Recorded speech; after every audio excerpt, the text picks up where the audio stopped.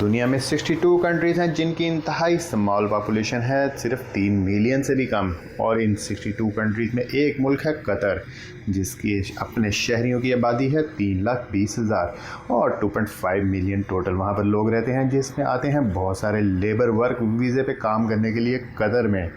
लेकिन कतर इतना ज़्यादा इम्पोर्टेंस क्यों रखता है हर कॉन्फ्लिक्ट के अंदर? एक ऐसा छोटा सा मुल्क जिसके वॉक्सवैगन में 50% शेयर हैं और पेरिस फुटबॉल क्लब सारा ऑन करता है। रियल स्टेट की बात की जाए तो 95%, तो टॉलेस्ट बिल्डिंग शेवर्ड बिल्डिंग के अपने पास ही शेयर्स हैं। 100% हार्वेस्ट डिपार्टमेंटल स्टोर उसी के पास ही है और हेथ्रो एयरपोर्ट लंदन के अंदर 20% शेयर्स हैं। वो कमाल का मुल्क जहाँ पर कैपिटा इनकम दुनिया में सबसे ज़्यादा है। कतर एयरवेज दुनिया की 9th लार्जेस्ट एयर कंपनी है। अल जज़ीरा चैनल BBC के बाद सबसे ज़्यादा एम्प्लॉय रखता है। पहला GCC कंट्री था जहाँ पर फीफा वर्ल्ड कप हुआ। ये कमाल का मुल्क है जहाँ पर कोई रिवर नहीं है, सिर्फ सैंड और डस्ट। लेकिन उसने अपने आप को इतना ग्रो किया है, सिर्फ ऑयल की रिकवरी पर डिपेंडेंट नहीं रहा। दरअसल उसने जब गैस डिस्कवर की तो उनके किसी काम की नहीं थी, क्योंकि उनके पास टेक्नोलॉजी ही नहीं थी इसको एक्सपोर्ट करने की।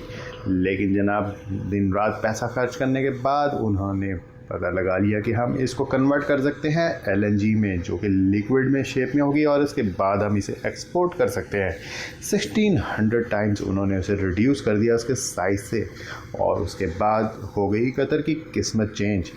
लेकिन उसका इतना ज़्यादा इन्फ्लुएंस तमाम यूरोपियन कंट्रीज़ पे कैसे है? ख़ासतौर पे रशिया यूक्रेन वॉर के बाद जब रशिया पे सैंक्शंस लगी तो जनाब कतर की गैस ही काम आई हर जगह पे, क्योंकि कतर ने अपनी गैस एक्सपोर्ट की तमाम यूरोपियन कंट्रीज़ को, और गैस की ज़रूरत तो हर वक्त ही उनको रहती है।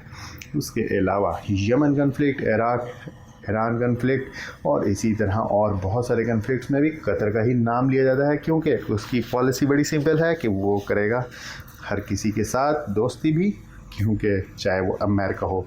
अगर हम देखा जाए तो GCC कंट्रीज़ में सबसे बड़ी एयरबेस अमेरिका की GCC में सबसे बड़ी एयरबेस वहीं मौजूद है। 11,000 से भी ज़्यादा फ़ौजी मौजूद हैं जो कि अटैक करते हैं इस वक्त इसराइल को सपोर्ट करने के लिए, और सिर्फ इराक़, सीरिया और अफ़गानिस्तान में अटैक के लिए यूज़ की गई सबसे ज़्यादा यही एयरबेस।